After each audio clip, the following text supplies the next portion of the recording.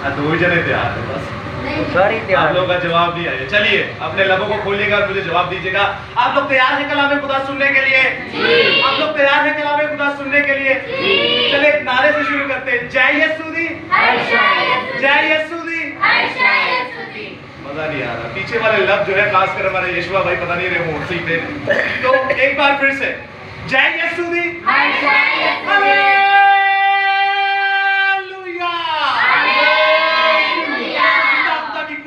जिंदा खुदा का मसा, और मैं जिंदा खुदा का शुक्र अदा करता हूँ कि एक बार फिर से उसने मुझे आपके सामने खड़ा किया ताकि खुदा का पाक सुगंध आपके सामने पेश कर सकूं, खुदा के मुंह का कलमा आपके सामने पेश कर सकूं, खुदा का कलाम हक आपके सामने पेश कर सकूं, खुदा का कलाम खुदा आपके सामने पेश कर सकूं, खुदा का वो दो-धारी तलवार कलाम जो बन बन कूदे कूदे में से होकर गुजर जाता है, खुदा का वो कलाम जिसके बारे में लिखा है इब्तिदा में कलाम था, कलाम खुदा के साथ था, कलाम ही खुदा है, खुदा का वो कलाम जिसके बारे में लिखा है कि सोने चांदी के सिक्कों से भी ज्यादा कीमती, खुदा का वो कलाम जिसके बारे में लिखा है कि आज कल अब तक यकसा कलाम है, खुदा का वो कलाम जिसके बारे में लिखा है कि अल्लाह तब्दील कलाम है, खुदा का वो कलाम जिसके बारे में लिखा है कि अल्लाह मुबद्दल कलाम है, खुदा का वो कलाम जिसके बारे में लिखा है अल्फा और ओमेगा, इब्तिदा और इंतहा, शुरू और अंजाम, अव्वल और आखिर है, खुदा का वो कलाम जिसके बारे में लिखा है कि कायनात में कुछ ना था तब ये कलाम था, और जब कायनात में कुछ ना होगा तब भी ये कलाम होगा। खुदा के कलाम के लिए, यीशु मसीह के लिए, खुदा रूह कुदस के लिए, यहोवा पाक के लिए, खुदा बाप के लिए, यीशु की पाक शरीयत, खुदा के पाक फजल और तहरीरी खुदा बाइबल मुकद्दस के लिए एक बार जोरदार तालियां।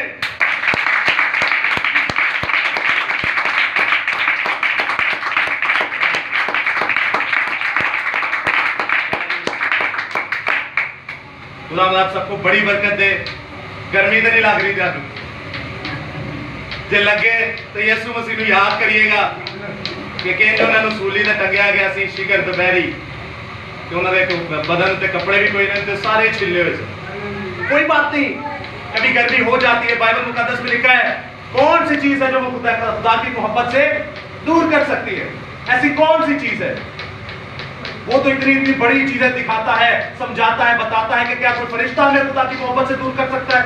क्या अमीरी, क्या गरीबी, क्या मौसम की गर्मी या सर्दी या पड़ोसी या बादशाह या उमरा या आपकी माँ या आपका बाप या आपके मोहल्लेदार या आपके मेहमान या आपकी शादियां या आपकी मेहंदियां, कोई भी आपको खुदा की मोहब्बत से दूर नहीं कर सकता। याद रखिएगा, जब आपकी मेहनत नजर आती है तो खुदा को भी पता चलता है एसी वाले बंदे नहीं ने, ये उन्होंने मेहनत को शक्कत करने वाले ने।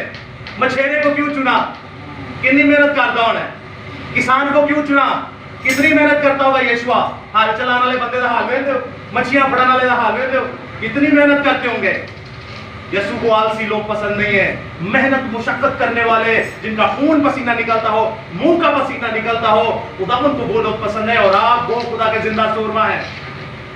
तो गर्मी में जिंदा खुदा को ज्यादा ललकारिए ताकि जिंदा खुदा आपकी दुआओं को सुने और पता चले मेरा मुंडा या मेरी कुड़ी बड़ी परेशानी में भेजे, तेरी थोड़ा सुन लो, ठीक है। तो आज का कलाम खुदा एक बार फिर से बपतिस्मा पे होगा, जो कि आप सेगमेंट 2 कह सकते हैं या पार्ट 2 कह सकते हैं।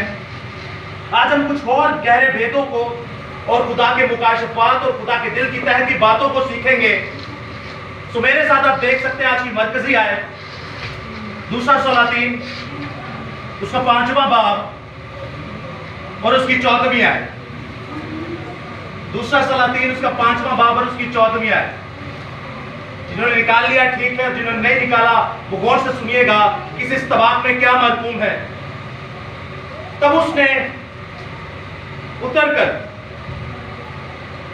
मर्द खुदा के कहने के मुताबिक यरदन में 7 गोते मारे और उसका जिस्म छोटे बच्चे के जिस्म की मानिद हो गया और वो पाक साफ हुआ। सो कलाम खुदा का पढ़ा, सुना, समझा और कबूल किया जाना हम सबों के लिए बाइस से बरकत का सबब हो। खुदा का शुक्र हो, आमीन। जब 7 गोते मारे तो जिस्म क्या हो गया? पाक साफ हो गया। अब सुनिएगा, बाइबल को शट डाउन कर दे, बंद कर दे, बंद कर दीजिए। और यार उनके है नहीं देखना सारे गौर ना अपने कान की खिड़कियां खोली। खुदावन ने जब अपने बंदा से कहा कि इसको कह के जाके कितने गोते ले? 7 गोते ले। तो 7वें गोते पे उसका जिस्म कैसा हो गया? एक नौमौलूद बच्चे की तरह, एक छोटे बच्चे की तरह साफ शफाफ हो गया, जैसे बच्चा पैदा होता है। न्यूबॉर्न बेबी की तरह। लेकिन जब आप इस कहानी को पढ़ते हैं, ये 7वें गोते का मतलब क्या है? ये जो लफ्ज गोता आया है, ये गोता लफ्ज जो है, ये हिब्रू जुबान में ओरिजिनल मतलब में जब आप देखते हैं तो इसकी जब ट्रांसलेशन हुई यूनानी जुबान में, अभी आप में से कई ऐसे जो बाइबल स्टूडेंट हैं और कई ऐसे हैं जो बाइबल स्टूडेंट सिर्फ उर्दू बाइबल को पढ़ते हैं, और कई स्टूडेंट ऐसे हैं जो लातीनी, इब्रानी और किंग जेम्स वर्जन को भी पढ़ते हैं।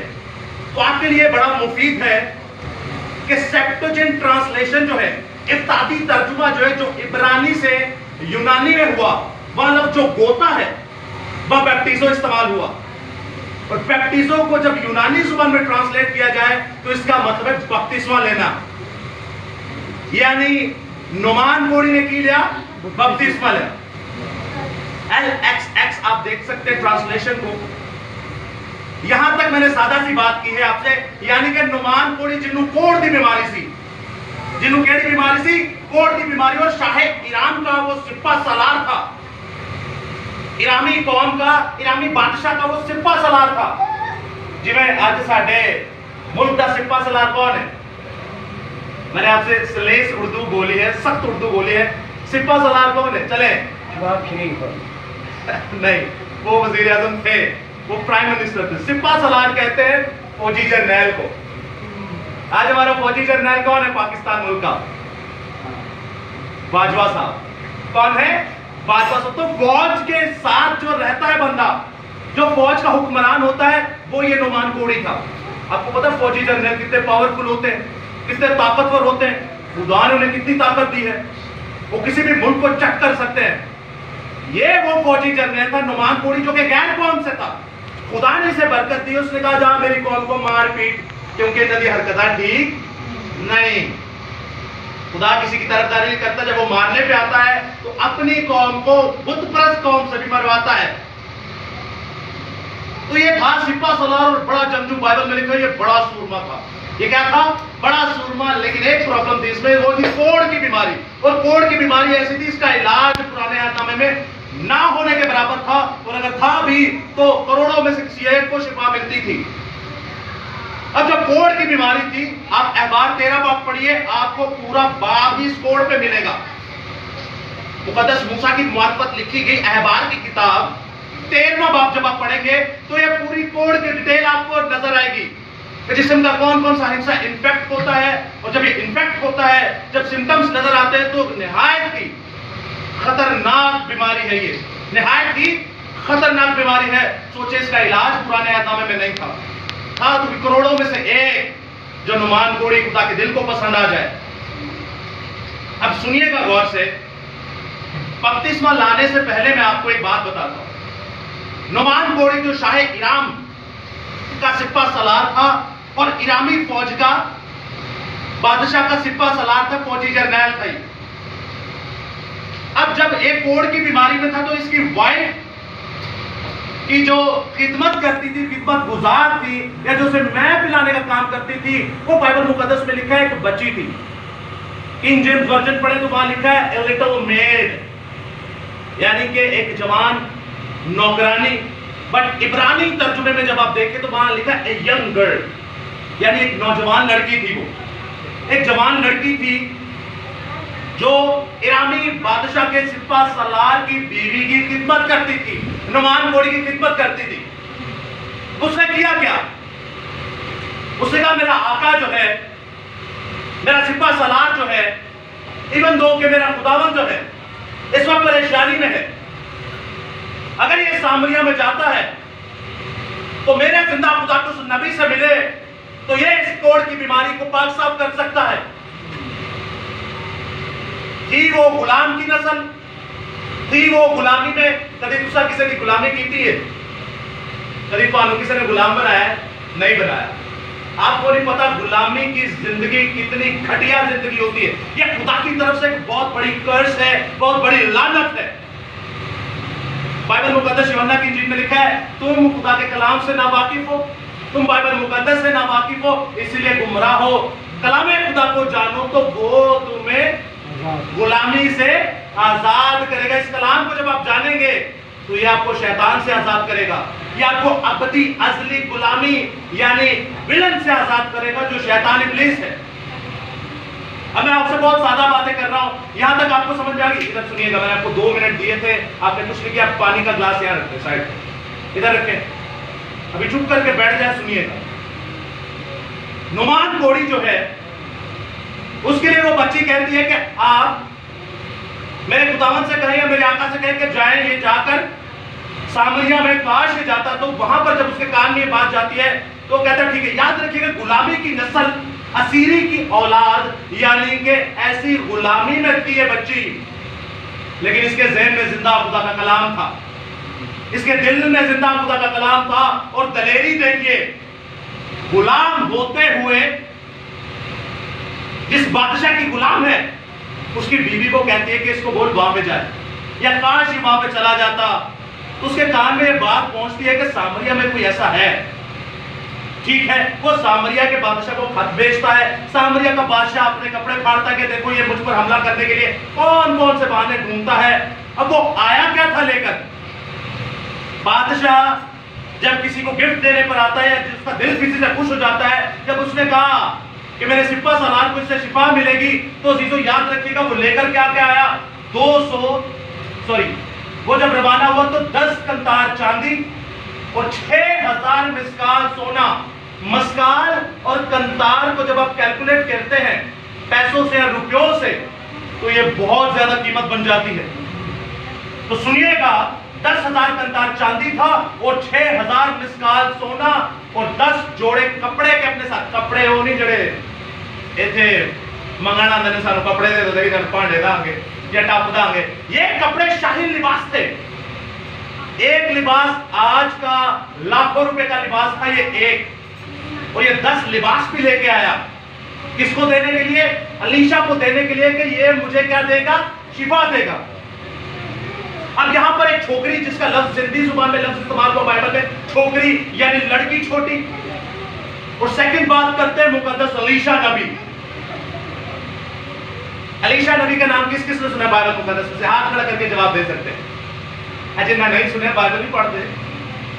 अच्छा ठीक है, ये पैसेज, ये इस्तेमाल किस किस ने पहली बार सुना है? वो भी हाथ खड़ा करके जवाब दे सकते हैं। किस किस ने पहली बार सुना है? ठीक है खुदा। अच्छा, कई ऐसे डिप्लोमेटिक है धुआं भी हाथ नहीं चुके कि मैंने क्या बोल रहा है। तो सुनिएगा गौर से, मैं बड़े आसान और सादा अल्फाजों में आपसे बात कर रहा हूं। एक तरफ है छोटी बच्ची और दूसरी तरफ है जिंदा खुदा का बड़ा सूरमा।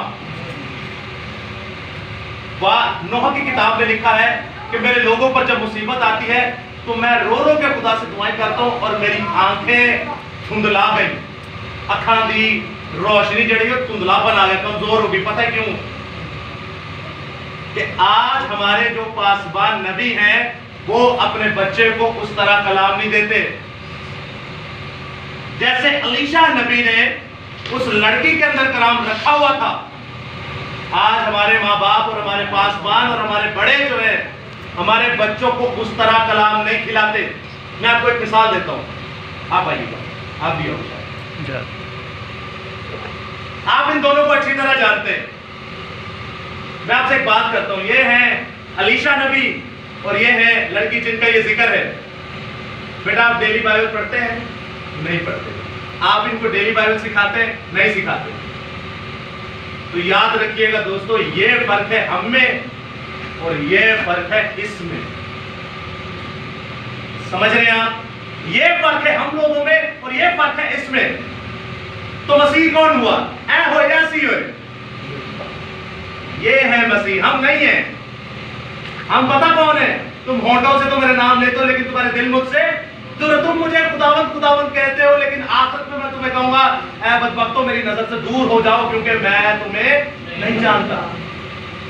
हम लोग आते हैं, अपनी जिम्मेदारी पूरी करते हैं। Thank you. ये मैंने आपके सामने दो इसलिए चेहरे मोहरे आपके सामने खड़े किए, रोल मॉडल किए, क्योंकि ये मसीहत में फंसे हुए हैं। ये जिंदा खुदा का नाम किसी भी मुसीबत में लेने से डरते नहीं, लेकिन यहां ये भी मिस्टेक कर गए। सारे काम कीजिए इस काम को भी साथ रखें। कितनी माएँ हैं जो अपने बच्चों को बिठा कर रोज बाइबल पढ़ाती हैं, कोई भी नहीं कहते, और कितने वालिदैन हैं जो बिठा के अपने बच्चे को कलाम सुनाते, पढ़े भी भी कोई नहीं। कितने बच्चे हैं जो पढ़े लिखे हैं जो अपनी माँ को हर रोज कलाम सुनाते, इन बच्चों में से भी ऐसा कोई नहीं। तो याद रखिएगा, यहां पर आने का भी आपका कोई फायदा नहीं। आप अपने आप को धोखा दे रहे हैं। आप अपने आप को क्या दे रहे हैं? धोखा दे रहे हैं। आपको पता है आप में से कौन मर कौन जाए, आपको कुछ भी नहीं पता, मुझे भी नहीं पता। कल मैं मार जाऊं, कल तुसी मार जाओ, तो ऊपर जाके क्या बताएंगे खुदा को? आपको पता है उसने आपको पैदा किस लिए किया है? किस लिए पैदा किया है? दो नौकरियां करो। जी सर बताइए जी, किस लिए पैदा किया है? जी यशोर, इसलिए पैदा किया कि हम भूमि पर आके उसके नाम की हमदो सना करें, हमदो सना करें और इबादत करें। ऐ इंसान, मैंने तुझे इसलिए खल्क किया ताकि तू मेरी इबादत करे, और कोई। इबादत का मतलब क्या है? हमदो सना का मतलब क्या है? जी, गीत ज़बूर गाना। और इबादत का मतलब क्या है? इबादत में कितने सेगमेंट होते हैं? कौन कौन से? दुआ हो गई, गीत हो गई, कलाम सुनना पढ़ना, तीन। चौथा बड़ा फैंसी, जे भी रखो लाल। चौथा केड़ा? पानी कितने गया? नहीं, ये तो इबादत हो गई ना। अपने आप को खुदावन के लिए तैयार कर। नहीं, ये भी नहीं है। आज आप इबादत कर रहे हैं, आपने गीत सुने, दुआएं सुनी, कलाम तो सुन रहे हैं। चौथा हिस्सा कौन सा है? किसने कहा हदीये? डरो ना, मैं कुछ सोटा नहीं मार। किसने कहा हदीये? सुनीका के लिए एक बार जोरदार ताली। चौथा हिस्सा है हदीये। हदीये तुसी दबा के देंदे हो, गीत ते तुसी मेरे नाल भी बहुत अच्छी उच्ची गाते हो, ते दवावां भी तुसी लाजवाब करते हो। कलाम केड़ा केड़ा सुनाता है? तो फिर इबादत तो अधूरी हुई। क्या इबादत मुकम्मल हुई? इबादत तो अधूरी हुई। और बाइबल में लिखा है अधूरा इल्म जो है, आधा इल्म जो मौत का बायस है। आप लोग के अंदर कलाम नहीं है, तो आप लोगों को नहीं लगता कि कलाम आपके अंदर होगा तो वही आपको कब्र से उठा के बाहर लेके जाएगा? या सिर्फ यीशु नाम पर ईमान रख लिया तो बस भाई ठीक है, अमाल तो हमारे वैसे है नहीं। अब आप सुनिएगा गौर से। एक था मुकद्दस अलीशा, और दूसरी थी छोटी बच्ची, और तीसरा था नुमान कोड़ी जो गैर कौम से था।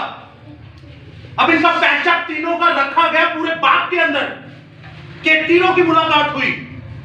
ये तीनों का आपस में क्या रिलेशन है? तीनों का आपस में रिलेशन यह है कि जो मुकद्दस अलीशा वो खुदा को रिप्रेजेंट करता है, और बच्ची जो है वो खुदा की कलीसिया को रिप्रेजेंट करती है, और खुदा की कलीसिया कलाम सुनाती है गैर कौम को, नुमान कोड़ी को। और नुमान कोड़ी बाप और बेटे रूह कुदूस के नाम पर बपतिस्मा लेके खुदा की कलीसिया में शामिल हो जाता है। इन तीनों का जिक्र इसीलिए है बाइबल मुकद्दस के अंदर। जब बादशाह के पास जाती है ना खबर के नुमान कोड़ी आने लगा, वो कपड़े फाड़ता है कि ये हम पर हमला करने के लिए कैसे बहाने ढूंढता है। क्या मैं खुदा हूं जो इसको शिफा दूं? क्या मैं खुदा हूं जो जलाता हूं या मारता हूं? शरीयत की जब शुरू की किताबों में पढ़े तो वहां लिखा है जलाने वाला और मारने वाला जिंदा खुदा है। यानी मारदा भी खुदा है तो जिंदा भी खुदा ही करता है। और एक और बात करने जा रहा हूं मैं आपसे, मरना। हम कहते हैं कि मरदा मारने वाला भी खुदा है, जान निकालने वाला खुदा है। मारने वाला कौन है? खुदा है। मारने वाला कौन है? खुदा है। मैं आपको एक बंदे की बात बताता हूं। वो अपनी माँ को गंदी गंदी गालियां देकर निकला, शराब पी हुई थी, बाइक निकाल के जैसे गया, थोड़ी आगे गया, एक्सीडेंट हुआ, फुटपाथ को लगा, सर खुल गया और मर गया, बेचा हुआ पड़ा हुआ। क्या खुदा उसकी मौत चाहता था? नहीं, ये तो खुदा उसकी मौत ही तो चाहता। याद रखिएगा, तो फिर की खुदा ने मारे कि खुदा ने सानू इंज पैदा किया कि इन्होंने मैंजी मारता जाए, इन्होंने खोपड़े खोलता रहा, इन्होंने गोलियां मरवांदा रहा, इन्होंने आपस में तसादुम हो जाए, तलवारां ना मरवांदा रहा। प्यो अपने बच्चे को गोली मार दे या अपने आप को अग ला के मार जाओ, पखे ना लटक के मार जाओ। हमारे इलाके में फिनाइल की बोतलें, पानी पी के फिनाइल पी के मर जाओ। तेजाब पी के मर जाओ, क्या खुदा उनको बचा नहीं था सकता? तो अगर कहते हैं खुदा ने मारा है तो इसका मतलब ये तो खुदा ने फिर उनको मारा है। लेकिन याद रखिएगा दोस्तों, एक बहुत बड़ी बरकत है जो इस कायनात की सबसे बड़ी बरकत है जो आपको और मुझे दी गई, वो है खुद की मर्जी। बाप आदम से क्या कहा था? सारे दरख्तों का फल का एदा ना खाई, सारे दरख्तों का फल का एदा ना खाई। क्या खुदा उसका हाथ नहीं पकड़ सकता कि यार ना खाते मैं मना किया है? नहीं, खुदा ने आजाद मर्जी पर छोड़ा उसको कि मैं देखता हूं ये करता क्या है, मेरी बात मानता भी है कि नहीं। हम जब इस तरह की मौत को अपने गले लगाते हैं, आप चाहे ट्रक के आगे खड़े हो जाए, ट्रक आप पे चढ़ जाए, आप लोगों को मुझे खुदा ने नहीं बचाया, तो खुदा ने तो आपको अकल भी दी हुई है, खुदा ने आपको खुद मुख्तारी भी दी हुई है, खुदा ने आपको आजाद रखा है कि मैं देखता हूं ये करता क्या है। और याद रखिएगा, जब उन्होंने फल खाया तब खुदा ने उन्हें सजा दी। और आज जो हमारे बहन भाई इस तरह मर जाते हैं, वो खुदा की बादशाही के लायक नहीं है, तो खुदा उन्हें सजा देगा। अब मौत दो तरह की है। एक फॉर्मूला तुम्हें याद रखना है, जिन्होंने बपतिस्मा नहीं लिया और जिन्होंने लिया है। दोस्त, अगर मसला है तो बंद कर दे, मसला कर रहे बंद कर दे, खराब हो जाएगा, लास्ट में भी खराब हो जाएगा, बंद कर दे, नुकसान होगा इसमें। तो सुनिएगा गौर से, ए बड़ी टेक्निकल गल है, फॉर्मूला मैथमेटिक्स फिजिक्स और केमिस्ट्री दा है, इन्हें तुम समझ लिया ना तो मैं कहना बपतिस्मा मैं तेन 1000 लफ्ज या जुमले का एक लफ्ज फॉर्मूला तेरी समझ आया। जेड़ा एक बार पैदा होया है वो दो बार मरेगा, तो जेड़ा दो बार पैदा होया है वो एक बार मरेगा। कुछ समझ में आई आपको? चले पहले जुमले को देखते हैं। जेड़ा एक बार पैदा होया है वो दो बार मरेगा। एक बार कैसे पैदा हुए हैं? माँ बाप के मिलाप से पैदा हुए। Very good. तो दो बार कैसे मरेंगे? एक बार दुनिया से जाएगा, दूसरी बार खुदा के तरफ जाएगा, फिर मरेगा। सिस्टर के लिए एक बार जोरदार ताली। एक तो अपनी मौत मरेंगे, दूसरी खुदा हमें मारेगा दोज़ख की आग में। चलिए पहली बात तो आपको समझ में आ गई, जरा एक बार पैदा होएगा वो दो बार मरेगा। अब इसको उल्टा करते हैं, जो दो बार पैदा होगा वो एक बार मरेगा। नहीं, जो दो बार पैदा होगा, पहले कैसे पैदा हुए, दूसरी बार कैसे पैदा होंगे? बपतिस्मा लेके। तो एक मौत कौन सी है? दुनियावी मौत। तो दूसरी केड़ी नहीं मिलेगी क्या? सिस्टर के लिए एक बार फिर से जोरदार ताली।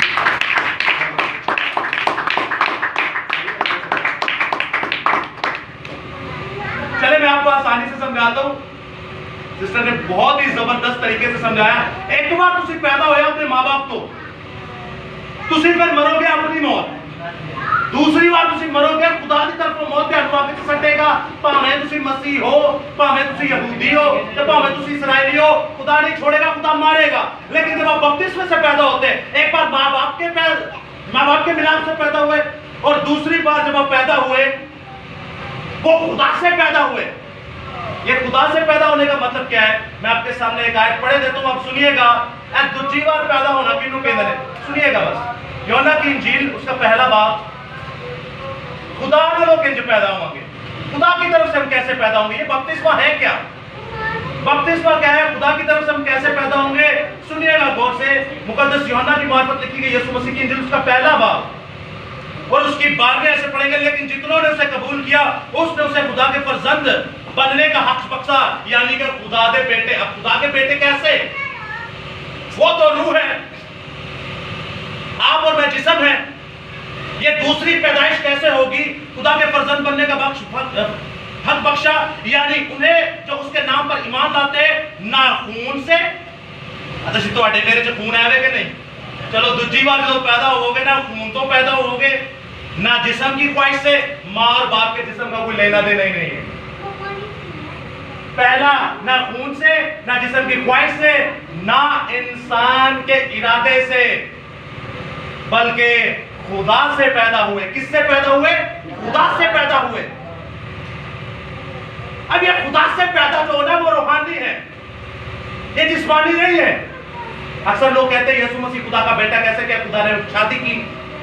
नहीं, जैसे मैंने इनको बेटा का, तो मेरी वाइफ जो पैदा हुए ने, क्या मेरी शादी हुई है पैदा हुए ने? नहीं, ये तमसीलन बात की जाती है। आप दीन इस्लाम में देखें, वर्ड आता है उम्मुल मुस्लिमीन। उम्मुल मुस्लिमीन यानी कि अम्मा खदीजा की नस्ल से जो पैदा हुए हैं, उस पर ईमान रखने वाले, जैसे आप अम्मा सारा को देखते हैं रास्तबाजों की मां, तो उम्मुल मुस्लिमीन का मतलब है खुली रास्तबाज, पूरे ईमान वाले जो अम्मा खदीजा से पैदा हुए हैं। तो कि सारे हमारे दीन इस्लाम के बहन भाई उनसे पैदा हुए, लेकिन ने तो देखा भी नहीं होगा। लेकिन ईमान की बात है। किसकी बात है? ईमान ऐसी चीजों का सबूत है जो नजर नहीं आती। इसी तरह खुदा को भी कहा जाता है कि खुदा का बेटा यीशु है। ये ईमान की बात है, कोई लिटरली पैदा नहीं होया। आपका मेरा ईमान है यीशु यहाँ मौजूद है कि नहीं? है कि नहीं? किस किस का ईमान है? वो टुंडे आदि कर दे, पूरे कर दे। किस किस का ईमान है कि यीशु यहाँ मौजूद है कि नहीं? है ना? नजर आ रहे हैं? कितने में नजर आ रहे हैं? क्या नहीं नजर आ रहा? क्यों? क्योंकि हमारा ईमान है, हम उसके कहे पर चल रहे हैं। हमारा ईमान है, हम उसके कहे पर चल रहे हैं। पहली बार अपने माँ बाप से पैदा हुए आप।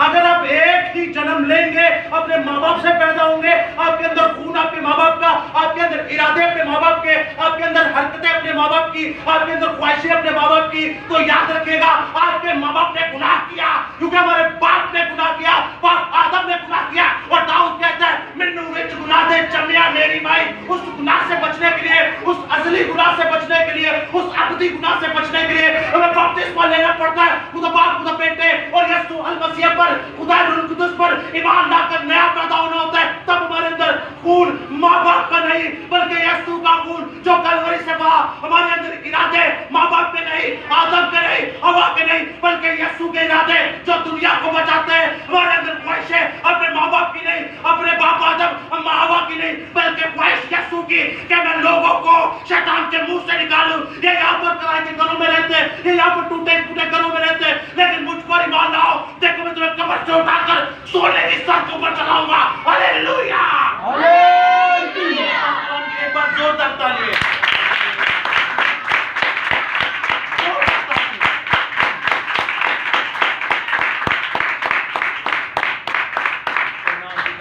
अजीजों, ये है बपतिस्मा रूह और सच्चाई से पैदा होने का। मैं कहा मेरा खून ना पैदा होया, ना ख्वाहिश ना पैदा होया, ना इरादे ना पैदा होया, मैं खुदा ना पैदा होया। तो मैं तो आपको नजर आ रहा हूं, खुदा रूह है और जो उससे पैदा होता है वो भी क्या है? रूह है। जो जिस्म से पैदा हुआ वो जिस्म है, जो रूह से पैदा हुआ वो रूह है।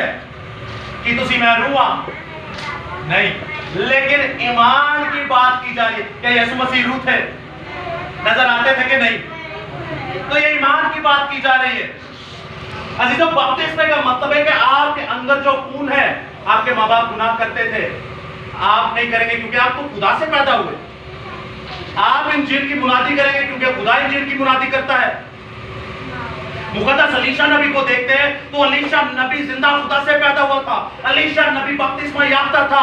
अब छोटी बच्ची को देखते हैं, वो खुदा से पैदा हुई थी। वो नबी की बेटी या नबी की सूरमा या नबी की शागिर्दा जो थी, वो जिंदा खुदा से पैदा हुई थी। उसे जिंदा खुदा का बपतिस्मा लिया था, उसे गुस्ल लिया था, उसे गोता लिया था, जो बपतिस्मे को जाहिर करता है। उसके बाद आप बच्ची को देखते हैं।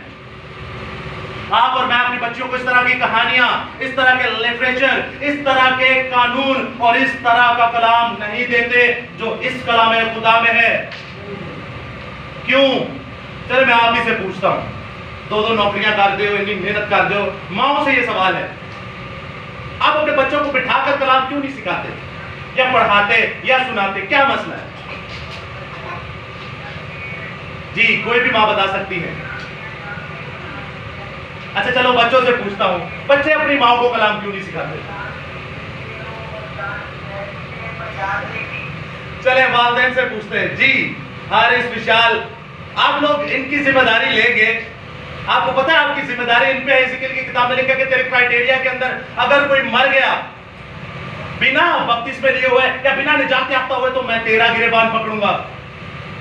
हमें बाहर तो जाना है, लेकिन दोस्तों अंदर भी देखना है। पहले यरूशलेम, फिर यहूदिया, फिर सामरिया, फिर दुनिया के इंतहा तक। पहले यरूशलेम, पहले घर को। लेकिन मैं कई ऐसों को जानता हूं, बड़ों को, छोटों को, जो कहते हैं जा भाई लाया है तो बाइबल जा साढ़े के कलाम ना पेश कर। वो जो वक्त होता है वो दिल को चीर देने वाला होता है।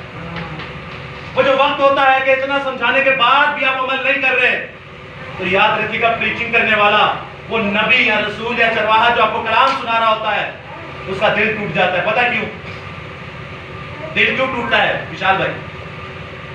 कि आप इतनी मेहनत कर रहे हो और अगला बंदा आपको रिस्पॉन्स नहीं दे रहा, या कभी सुन भी ले तो उस पर अमल नहीं करता, तो दिल क्यों टूटता है? तीन हारिस भाई कि इतनी मेहनत की और ये लोग जो हैं ये ऐसी बस टाइम पास करके चले जाते हैं, लेकिन लाइफ इनकी वैसी की वैसी है। आपको पता है इससे दिल टूटता है। पता है क्यों? इस वजह तो नहीं कहीं बड़ी मेहनत करने आ, इस वजह तो नहीं कहीं किथे आने आ, इस वजह तो नहीं कहीं पता नहीं किंज आए आ, इस वजह तो नहीं कि साडी ब्रेक टूट गई राज ते अंज आए आ, इस वजह तो कि तुसी जिंदा खुदा दे कलाम नूं सुन के रद्द कर दिता, अब आपकी दूसरी मौत पक्की है। मुझे कहोगे मेरे मुंह पे थप्पड़ मारोगे, मुझे गालियां दोगे, मैं तो आपको माफ कर दूंगा। वो माफ नहीं करता। वो एक वक्त होता है ढील देता रहता है। लेकिन नूह का जमाना याद कीजिए, लूत का जमाना याद कीजिए, जब वो मारने पर आपको नहीं लगता कि नूह के जमाने के अंदर छोटे बच्चे भी मरे होंगे? इतने बच्चे मरे होंगे, पता है कि उनमें कलाम ही नहीं था। इतने बुजुर्ग भी मरे होंगे, क्यों? उन्होंने कभी कलाम ही नहीं पढ़ा। जवान लड़कियां, इवन प्रेग्नेंट बेटियां जिनके माओ के पेट के अंदर बच्चे थे, खुदा ने उनको भी मारा होगा। क्यों? क्या अंदर से नूना कहता होगा दिल में क्या खुदावन चल छोड़ दे, वो जानवरों की इतनी हिफाजत करता है ते अंदर बाहर वाले ने चीका उन्हें नजर नहीं आती। आपको पता है जब बारिश हुई तो बारिश के साथ साथ जमीन के सोते भी फूट निकले, आसमान की खिड़कियां खुल गई। क्या खुल गई? खिड़कियां। इतने घंटा बारिश हुए तो कराची को संभाल नहीं सकते। तो कितने दिन बारिश हुई? कितने दिन? 40 दिन 40 रात। तो की होया होना जरा सोचो, थे घंटा बारिश हुई तो की हुंदा? तो 40 दिन 40 रात आसमान की खिड़कियां खुल गई, जमीन के सोते फूट निकले। जैसे कोई बम नहीं लगता और जमीन फट जाती है। आसमान ते जमीन पूरा एक पानी हो गया। क्या हो गया था? एक पानी हो गया था। ग्रंथों की किताब पढ़े तो वहां पर लिखेगा बाप नूह और उसके साथ घर वालों ने यीशु और मसीहा खुदा रूह कुदूस का बर्रे का यहोवा पाक खुदा का बपतिस्मा लिया। और वो बचेंगे नहीं, वो बचेंगे नहीं। बाकी मर गए कि नहीं? मर गए। वो बच गए जिन्होंने बपतिस्मा लिया, और जिन्होंने नहीं लिया वो मर गए। याद रखिएगा दोस्तों, ये ऐसी खुदा की कुदरत है, ये आपको ढील देता जाता है, लेकिन एक वक्त आता है जब ये पकड़ता है तो ये बच्चों को भी नहीं छोड़ता, जब ये पकड़ता है तो ये बुढ़ों को भी नहीं छोड़ता, जब ये पकड़ता है तो ये जवानों को भी नहीं छोड़ता, जब ये पकड़ता है तो प्रेग्नेंट औरतें जिनके पेट में बच्चा हो उन्हें भी चीर फाड़ कर रख देता है, उनको मारता है। और तो आपको नहीं पता कि वो बाहर से कहते होंगे ऐ खुदा हमें माफ कर, इतना पानी तू तो हमें पकड़ के पहाड़ों के साथ मार रहा है, तू तो हमारे लुथड़े उड़ा रहा है, तू तो हमारे चिथड़े उड़ा रहा है, हमें माफ कर, हम तौबा करते हैं, हम पहचान चुके तू जिंदा खुदा है, हम तेरे नाम का बपतिस्मा लेंगे, हम नए सिरे से पैदा होंगे, हम तो जिस्म से पैदा रूह से पैदा होंगे, तौबा करेंगे, गुनाहों को छोड़ेंगे। ऐ खुदा माफ कर। अंदर से नूह का भी दिल करता होगा खुदा देख मैं जानवरों की देखभाल करता हूँ, अरे ये तो इंसान है, तेरे हाथ के बनाए हुए इंसान, तुझसे इतनी मोहब्बत करता है, एक बार माफ करता है, लेकिन खुदा कहता है ए यिर्मयाह देख ये क्या करते हैं, ये मेरी तस्कीर करते हैं, मेरी बेइज्जती करते हैं, मैं इनको चीर डालूंगा और अपने लोगों को बचा के और से मल्ला पर ले जाऊंगा। हालेलुया। मसीहा के लिए, उसके पाक कलाम के लिए, उसके बपतिस्मे के लिए एक बार जोरदार ताली।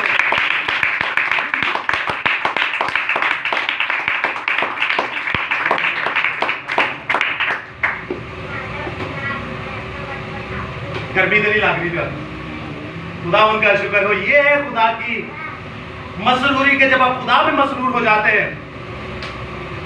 मैं एक गल दसना, मैं जब रातों को बाइबल पढ़ता हूं, मेरा सोफा है ना, ये वाइट है ना, वो काला हो गया। क्या हो गया? काला हो गया। कैसे? पसीने से। पैरों की तलियों से पसीना निकलता है, सर से निकलता है। और एक बात विशाल लोग जानते हैं, वो ऐसी है कि जड़ी पसीने ना आंसुआ ना ते राला दे नाल भरी पई है, उसको मैंने सेफ रखा है क्योंकि वो मैंने पहली बार पढ़ी थी और उसने मेरा दिल चीर के रख दिया कि खुदावन तूने हमारे लिए इतना कुछ किया है, हम क्या तेरे लिए करते हैं। सानू महंगाई की फुर्सत नहीं, सानू घरों की फुर्सत नहीं, सानू लड़ाइयों की फुर्सत नहीं, सानू घर की चोरियों की फुर्सत नहीं, सानू धोखेबाजी तो फुर्सत नहीं, सानू नशिया तो फुर्सत नहीं, सानू फरेब देने तो फुर्सत नहीं, सानू दो दो नौकरियां करने तो फुर्सत नहीं, सानू रोकड़ा कट्ठन तो फुर्सत नहीं, सानू 12-12 घंटे की नौकरी नहीं दे जाने, अद्धा घंटा ही अपने बच्चों नहीं देते। क्या आपके बच्चे गैर कौमों में नहीं भागेंगे? क्या आपके बच्चे मुसलमानों से शादियां ना करेंगे? क्या आपके बच्चे हिंदुओं से शादियां ना करेंगे? क्या आपके बच्चे आप को थप्पड़ ना मारेंगे? क्या आपके बच्चे आपको ठुड्डे ना मारेंगे? क्या माँ बाप ऐसे फिर अपने बच्चे को गोलियां ना मारेगा? क्या ऐसे बच्चे अजीजाबाद में अपने आप को वीडियो बना के पेट्रोल डाल के आग ना लगाएंगे? पता है क्यों? क्योंकि ना आप नए सिरे से पैदा हुए, ना कभी वो नए सिरे से पैदा हुए। आप में और गैर कौम में कोई फर्क नहीं है। जो इस कलामे खुदा को हर रोज नहीं पढ़ता, याद रखेगा दोस्तों, वो सबसे बड़ा शैतान इब्लीस है। वो सबसे बड़ा क्या है? शैतान। जो इनू नहीं पढ़ोगे तो फिर तुम्हारे अंदर कुछ होर ही होएगा। तुम्हारे अंदर की होएगा? कुछ और। हमारी कुछ बहनें हैं, अक्सर बहनें ये दावा करती है, मर्दों ने कभी नहीं किया। मैं आपको बताता हूं, मैं अलग अलग जगहों पर जाता हूं मुनादी करने के लिए, तो अक्सर कहती है कि मैं तो अनपढ़ हूं, मैं कैसे कलाम को कर सकती हूँ या पढ़ सकती हूँ। आपने कभी सुना इस तरह का जुमला? या आपके कभी दिल में आया हो मैंने तो पढ़ना नहीं आता? कभी ऐसा दिल में आया? कितनी बहनों ने जो बाइबल पढ़ सकती है हाथ खड़ा करके? अच्छा, जो नहीं पढ़ सकती, आप लोग कभी दिल में आया कि मैं तो पढ़ नहीं सकती, मैं कैसे पढ़ा? कभी आया है दिल में? Very good. याद रखिएगा दोस्तों, ये बहाना आपके मेरे सामने तो चल जाएगा, लेकिन खुदा के सामने नहीं चलेगा। उन्हें कहना तू छोटी तो लैके बड़ी हुई तो तू फिर किचन का काम संभालिया, भांडे धोना सीखे, कपड़े धोना सीखे। ये बड़े मुश्किल काम है। आप और मैं, हम बंदे जो है भांडे नहीं धो सकते, कपड़े नहीं धो सकते। थोड़ी और बड़ी हुई, माँ के साथ काम कराने में हाथ पिटाया। थोड़ी और बड़ी हुई तो स्कूल से कॉलेज में चली गई। थोड़ी और बड़ी हुई पूरे घर को संभालना शुरू किया। थोड़ी और बड़ी हुई तो बाप ने पैसे हाथ में देना शुरू किए कि ये मेरी बच्ची खजांची होगी घर की। उससे बड़ी हुई तो रिश्ता हुआ, उससे बड़ी हुई तो शादी हुई, फिर कुछ अरसे के बाद बच्चे पैदा हुए, फिर बच्चों को बड़ा किया, फिर पूरे ससुराल को संभाला। फिर कई बार ऐसा होता है कि बहू जो बड़ी होती है वो घर की लीडर भी होती है, उसको सब कुछ देखना पड़ता है। तो यीशु ने कहना सारे काम कर लेनी, एक भी पढ़ना नहीं सीखा, सारे काम कर लिया तूने, एक इसको पढ़ना नहीं सीखा तूने। ये आपकी और मेरी सबसे बड़ी बेवकूफी है। याद रखिए, आप जो मुनादी करते हैं, आपकी माँ कलाम से भरी हुई नहीं तो वो मरेगी। और आप जितने माँ बाप हैं अपने बाप बच्चों को कलाम नहीं सुनाते, आपके बच्चे भी मरेंगे। इबादत इनको नहीं बचा सकती है तो ये जिंदगी की रोटी है, ये जिंदगी का पानी है। जब ये आपके अंदर जाएगा तो तभी आप नए सिरे से पैदा होंगे। ये आपके अंदर जाएगा तो तभी आप रूह कुदुस से पैदा होंगे। जब ये आपके अंदर जाएगा तो बाप और बेटे रूह कुदुस के बपतिस्मे की मुनादी को समझ सकेंगे। आपको याद है किनवान कोड़ी का मैंने जिक्र किया, वो क्या था? गैर कौम था कि गोते लैन तो बगैर वो बच जाता, बपतिस्मा लेने के बगैर वो मर जाता, वो मर ही जाता। लेकिन खुदा को वो पसंद था तो खुदा ने उसका एक अलग सेपरेट काम बनाया। मैं आपसे आखिरी बात करता हूं, मैंने आपको हदिया क्या क्या गिनवाया था, मैं आपको फिर एक दफा गिनवाया देता हूं कि वो जो हदिया उसने गिनवाया था उसने लिया नहीं। उसने क्या नहीं किया? लिया नहीं। इसके पीछे बहुत बड़ा भेद था। लिया क्यों नहीं? अभी बंद रहने दीजिएगा एक मिनट।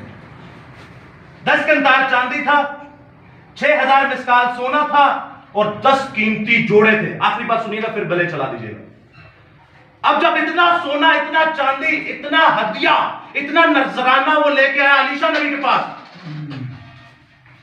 उसने कहा अलीशा तूने मुझे शिफा दी, तेरे जिंदा खुदा ने मुझे शिफा दी, तो एक काम तो कर दे, अब ये हदिया भी ले ले। उसने कहा मैं नहीं लूंगा हदिया। उसने कहा यार ले ले, ये मेरी मोहब्बत है।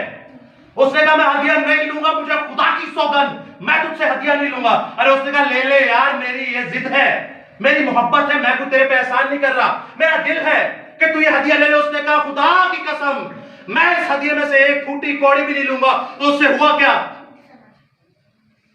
ये गैर कौम का सूरमा, ये गैर कौम का सिपा सालार जो गैर कौम में था, उससे हुआ क्या? ये गैर माबूदों को मानने वाला, ये गैर देवताओं को मानने वाला, ये गैर खुदाओं को मानने वाला कहते हैं तो ठीक है अलीशा, फिर तू एक काम कर, अपनी सरजमीन की जो रेत है, अपनी सरजमीन की जो मट्टी है, ये 2 खच्चर मुझे दे दे, ये 2 गधे मुझे दे दे, ताकि मैं ये मट्टी लाद कर अपने शहर में जाऊं, ईरान में जाऊं और ईरान के अंदर जाके ऐसी मजबा बनाऊं और उस मजबा के ऊपर अपने देवता की नहीं, अपने खुदा की नहीं, अपने मबूद की नहीं, बल्कि तेरे खुदा की, यहोवा खुदा की, यहोवा यरी की, यहोवा निस्सी की, यहोवा राफा की, एल शदाई की, एदोनाई की, यहोवा सादिक की, आफ्ताब सदाकत की और आफ्ताब सदाकत के साथ साथ साहिब इख्तियार की, साहिब जंग की, यानी निजात देने वाला मौदा मुनजी की, मैं उसकी इबादत करूं जिसकी जिंदा खुदा की इबादत तू करता है, ताकि मैं भी तेरे खुदा का बेटा बन जाऊं, मैं भी तेरे खुदा के वसीला से नए सिरे से पैदा हो जाऊं, मैं भी तेरे खुदा के वसीला से बपतिस्मा लेके मसीह की फौज में शामिल हो जाऊं। Hallelujah, hallelujah. खुदा आपके साथ हो, खुदा आपको बड़ी बरकत दे, खुदा हमेशा आपको अपनी पनाह में रखे और आज का कलाम खुदा आपके लिए 22 से बरकत हो। आमीन।